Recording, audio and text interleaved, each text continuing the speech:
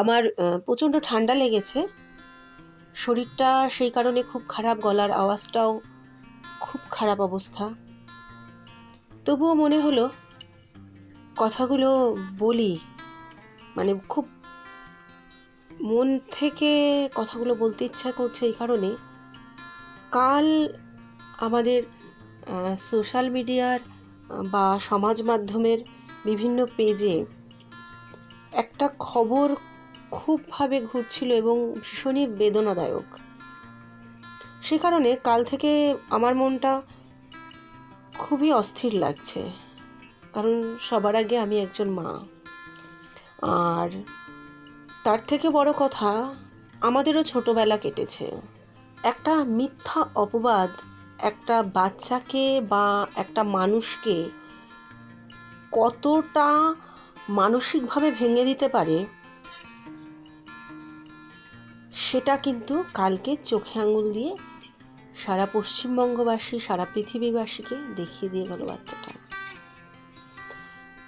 এই বাচ্চাটার মৃত্যু মানুষকে একটা জিনিস শিক্ষা দিয়ে গেল, যে কোনো বাচ্চাকে বা কোনো মানুষকে কোনো বিষয়ে, আজকে একে চুরি অপবাদ দেওয়া হয়েছে, অনেকের মিথ্যা অপবাদ দেওয়া হয়, বিভিন্ন কথা দিয়ে বাচ্চাদেরকে আক্রমণ করা হয়। সেটা করার আগে বিষয়টি নিয়ে আগে জানা উচিত। এই যে সিসি ক্যামেরা ফুটেজটা ধরা পড়লো, কি চিপসের প্যাকেটটা বাইরে পড়েছিল। হ্যাঁ, আমি পাঁশকুড়ার ঘটনাটাই বলছি। পাঁশকুড়া ঘটনাটার পরে মানুষের মনে এইটুকু যেন সচেতনতা আসে বা এইটুকু বিবেকবোধ যেন নাড়া দেয়, একটা বাচ্চাকে ব্লেম করার আগে বা একটা বাচ্চার নামে অপবাদ দেওয়ার আগে সেই বিষয়টা আদেও সেই বাচ্চাটা করেছে কি না বা সেই মানুষটা করেছে কি না, সেইটা নিয়ে খোঁজখবর নেওয়া উচিত। হ্যাঁ, প্রমাণ না পেলে নিজেদের মধ্যে আলোচনা করলো, ঠিক আছে। আজকে বাচ্চাটাকে প্রেশার ক্রিয়েট করার আগে ভদ্রলোকের তো যেহেতু সিসি ক্যামেরা ছিল ওখানে, সেটা তো ওনার দেখে নেওয়া উচিত ছিল না। আমি এখানে কোনো বিচার করতে বসিনি বা আমি কোনো বিচারক নই, কিন্তু ওই যে বললাম, আমি একজন মা, আর আমারও ছোটোবেলায় কেটেছে বা আমারও বড়োবেলা কাটছে।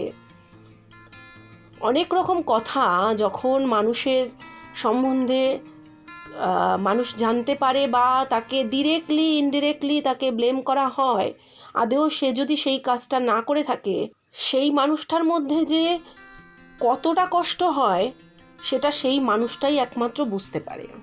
একটা কথা আমরা অনেক সময় বলি না, যে ও অন্যায় করেনি তাহলে ওর গায়ে লাগলো কেন? লাগে। অন্যায় না করলে তার সম্বন্ধে যদি বাজে কথা বলা হয় তাহলে আত্মসম্মানে লাগে। আত্মসম্মান বোধ সবার সমান হয় না। বাচ্চাদের মন একদম নিষ্পাপ থাকে, তাদের মনকে বুঝতে হয়। বাচ্চাদেরকে যা তা বলা যায় না, সব সময় বলা উচিতও না। বাচ্চা কি বড়, কিছুদিন আগে একটা ঘটনা বলি। আমার একটা দোকান আছে, সেই দোকানের সামনে এক ভদ্রমহিলা স্টেশন থেকে রিক্সা করে এসছে এবং রিক্সার ওপরে তার যে পার্স ব্যাগ সমস্ত কিছু রেখে এসছে। কিছুক্ষণ পরে ভদ্রমহিলা বলছে ওই রিক্সাতে তার যে পার্স ছিল তাতে একটা সোনার হার ছিল এবং রিক্সাওয়ালার নামে সেটা ব্লেম করা হচ্ছে যে সোনার হারটা নেই, রিক্সাওয়ালা নিয়েছে। এই নিয়ে প্রচুর বচসা। তারপরে জানা গেল ভদ্রমহিলা ট্রেন থেকে এসছে, কিন্তু রিক্সাওয়ালারা বারবারই বলছে যে আমি জিনিসটা নিইনি। কিন্তু ব্যাপারটা কি হলো, রিক্সাওয়ালাটা তো অপমানিত হলো। এইভাবে দোষ দেওয়া ঠিক নয়। আসুন আমরা নিজেদের মানসিকতার, মানবিকতার, আন্তরিকতার পরিবর্তন আনি। এতে আমরা নিজেরাও শুধরাবো, সমাজটাও শুধরাবো। আসুন সবাইকে নিয়ে ভালো থাকি।